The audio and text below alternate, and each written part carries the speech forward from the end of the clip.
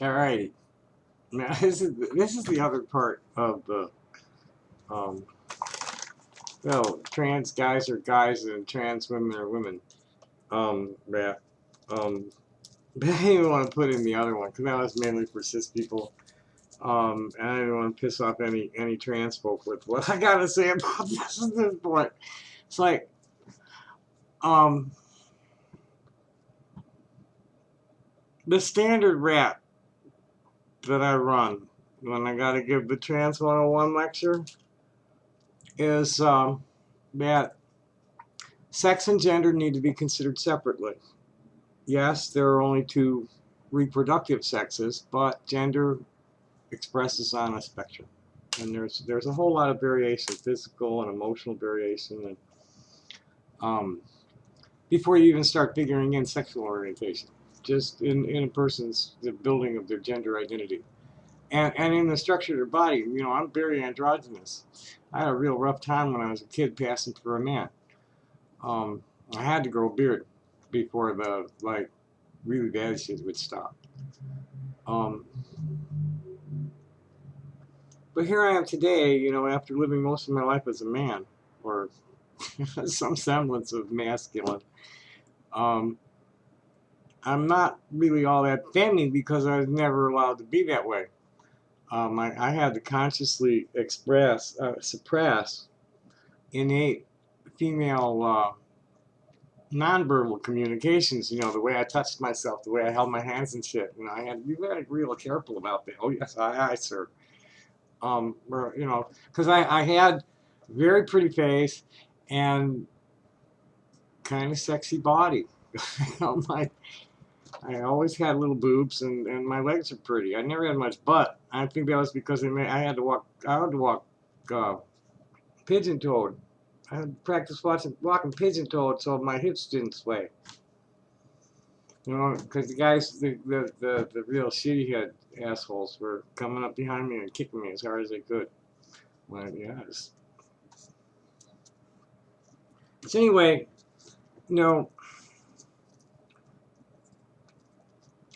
I don't think people should even consider what's below somebody's belly button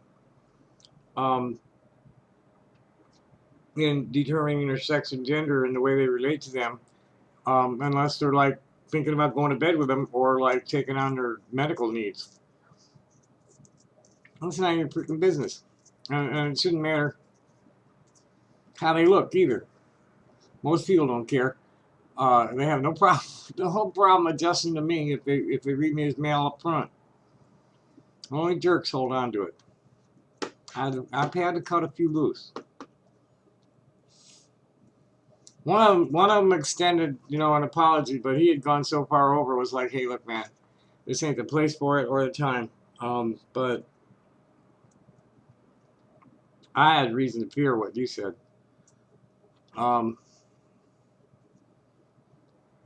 His was the worst thing anybody's done. The only thing worse, well, that wasn't even worse. That was just some stupid drunk.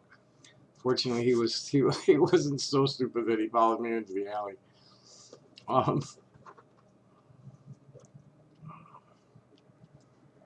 I'm not, it's not right to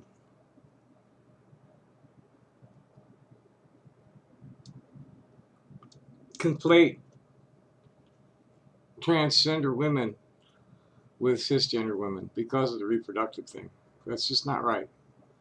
You have to clearly distinguish that, because there's so much about being a woman that has nothing to do with the way they're dressed or paint their faces or wear their hair or how big their tits are. I probably shouldn't go much further than that because everybody knows where I'm coming from on it. It's like, excuse me. Y'all talk about your womanhood. The hell does it mean anyway?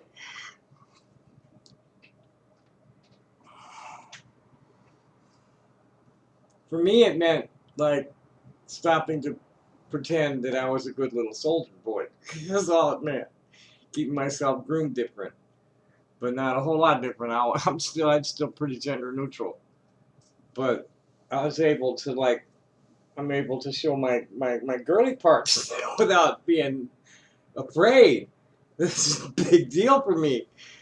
And to get silly and be girly and give him that what this old biker. I know my fans are gonna love this. This old biker, he's like 80 years old. He loves me. He's always kissing my hand and shit. Give me big hugs.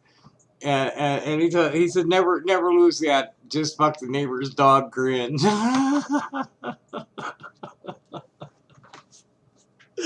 he Somebody reassured me later. That's the only reason I'm even saying this. What that was about.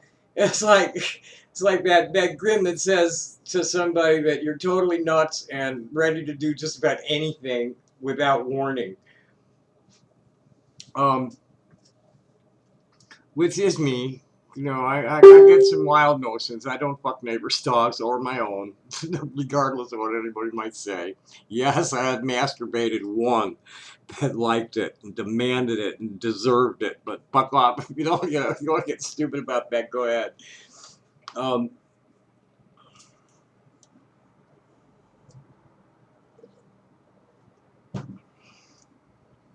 so anyway, that's that's probably enough of that shit too. Maybe I'll make this into a longer just like fool around rant, see what else is going on. Um oh wow, I'll follow you back, baby. Someone named Melina um just decided to follow me. And where is she? She's a opera singer at Wolf Trap Opera Company in New York. Whoa, baby. Cool. Fucking A, cool. Nice to meet you, sister. I'll follow you back. That's a follow you back for sure. Send money, no, I don't need to send. She probably, if you're suicidal, I'm always here. Use me as a resource for anything related to social justice. Wow.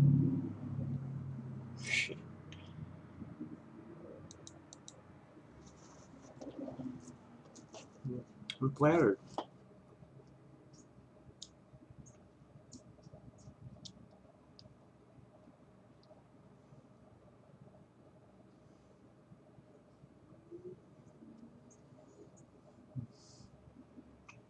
Break a leg. I'm about to click this follow back. I don't follow many people back. You're about the quickest follow back. I'm really flattered.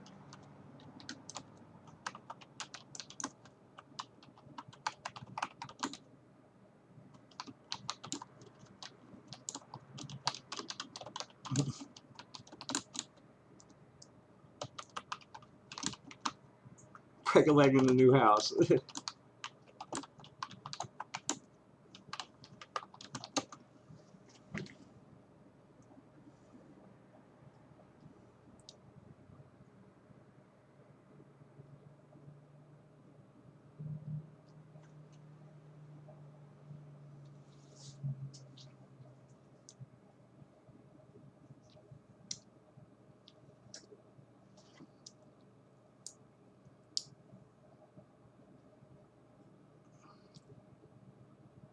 Lots of suicidal.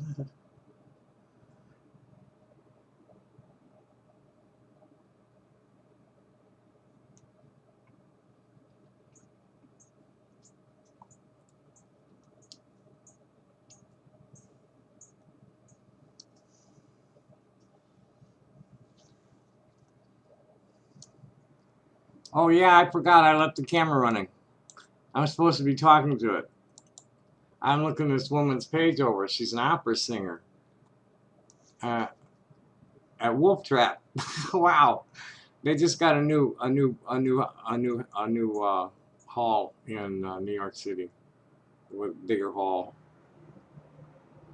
They've been selling out. But she's mainly, ooh, she's into social. She's a social justice warrior. She use me as a resource for anything related. I hear suicidal. I'm always here. Use me as a resource for anything related to social justice.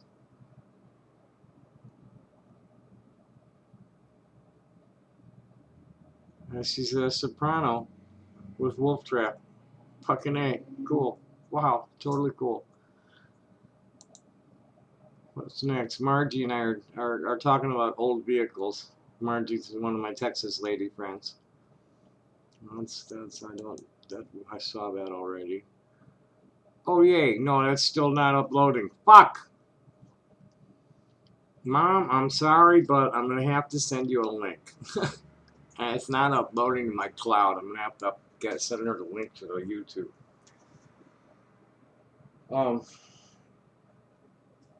Yeah, I got a couple of weeks ago. Several weeks ago. I talked to my mom and I promised her a new recording, and she promised to call me in a week or two, and neither happened. And now the recording isn't uploading.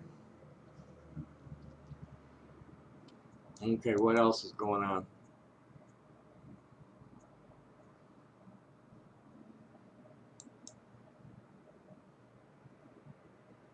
The girls in transgender health are getting. This is horrible. This is just so horrible that this is happening in this day and age. This is just so terrible.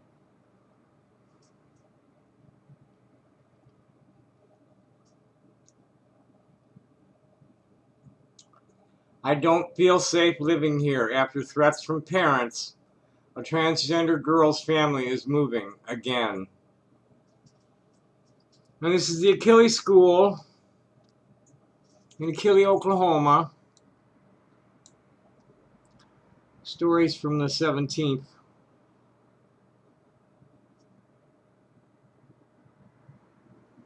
They really need to be in a bigger city. And naturally, my browser's giving me shit because I got too much stuff open.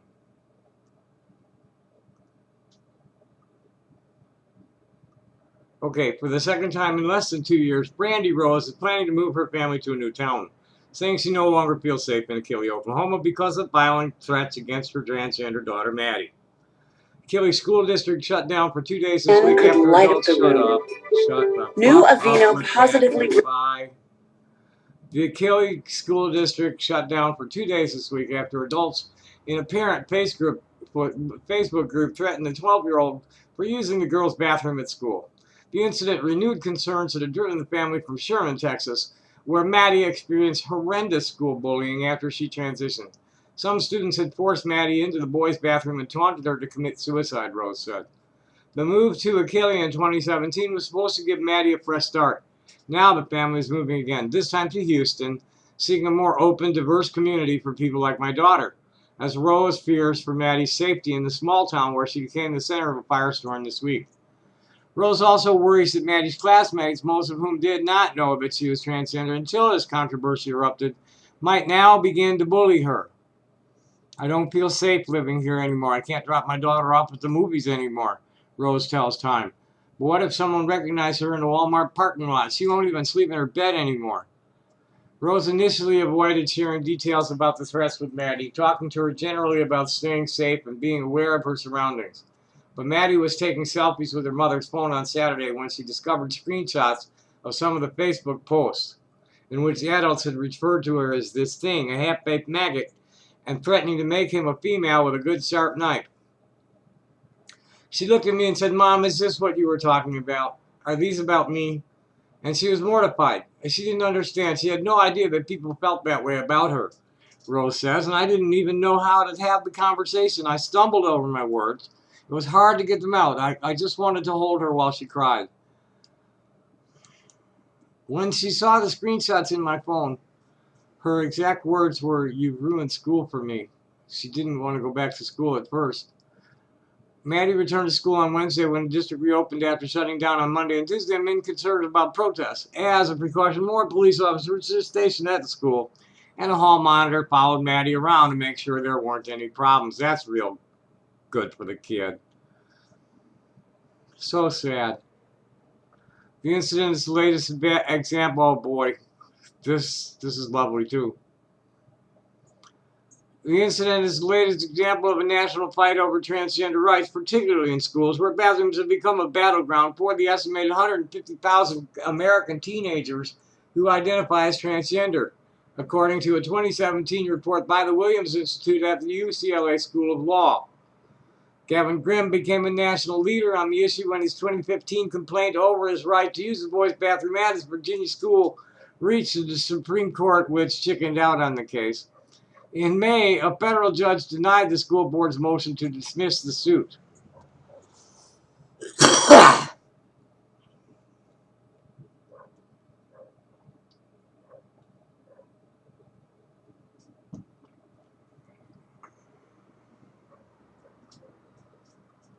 Achilles School Board Public School Superintendent Rick Bean says the first day back at school on Wednesday went well, and the district might hold trainings on transgender issues for teachers and staff this year. But he says he worries less about addressing the issue with students than he does with parents, including those, especially those behind the threatening Facebook post. Hopefully some of them are going to be locked up. I'm going to have to quit this. I'm getting too much dust in here.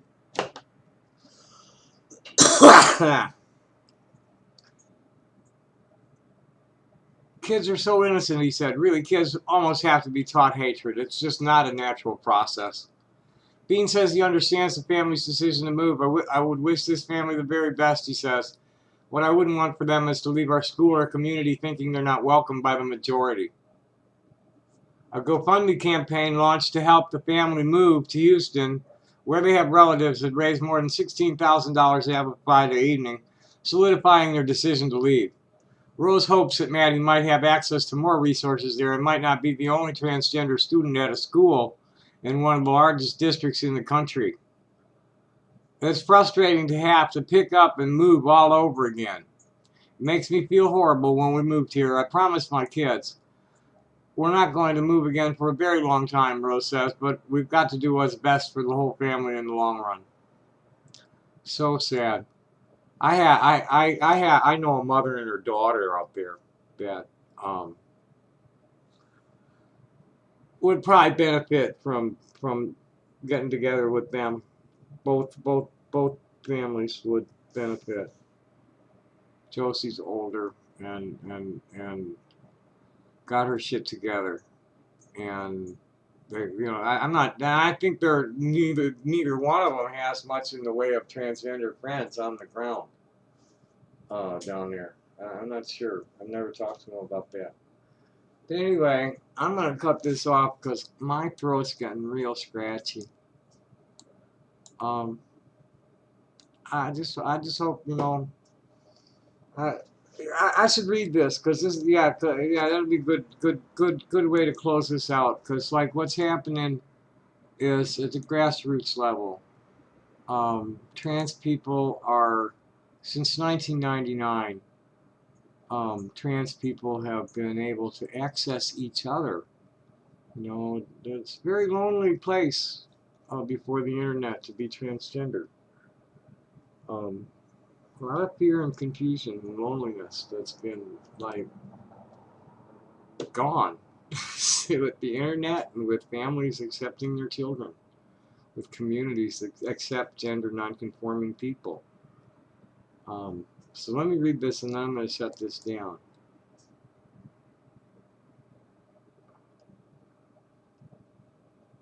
One of the Natalie Smith in Southern California. She's one of the high desert folks. She had just asked her group about their thoughts on LGBTQ rights, and these are mine. The sentiment in the U.S. and Canada runs strongly in favor of queer equality. As our visibility increases, acceptance increases along with it. Gender identity is a protected right in Tucson since 1999, and today we're part of the landscape, welcome anywhere. Hardly anybody notices, and if they do, they're usually friendly about it. I've seen packs of drag queens sweep into a sports bar and the frat boys hardly even look up. I made a deal with Spirit about delivering my body intact if I wanted to be properly healed. My ears aren't even pierced. I have been trying to at least socially transition since 1987 and had made 4 failed attempts in Venice Beach, California, Memphis, Chicago, and Austin until arriving here in early 2014. My trans birthday is April Fool's Day 2014, and my transition has got to be one of the smoothest of anybody I know, especially older people. Some of the kids are, don't have the baggage that a lot of older folks have, and they have families that are supportive. We didn't have that. and fortunately, I didn't, no, I don't want to say that. People don't like that sometimes. But I don't have the baggage. No kids, no XOA, nothing. And my family and I never got along anyway. I never had any serious pushback from anybody. Few even needed to be educated much, and even fewer got rude. Nobody's ever gotten violent toward me for being trans. I make no effort at all to pass, but if you look closely, it's pretty obvious in my face and behavior. All I have to say to most people anymore is that I'm not a guy, and just please don't call me sir or brother, and they get it without another word. Every time I see one of my siblings post about a shitty experience they had that day, or a news story about a severe beating or murder, I say a little prayer of thanks for being a transgender Tucsonan, and that all my transgender siblings everywhere would wake up tomorrow to someplace as safe and accepting as here. So, with that, thank you for watching, and have a happy day. Bye.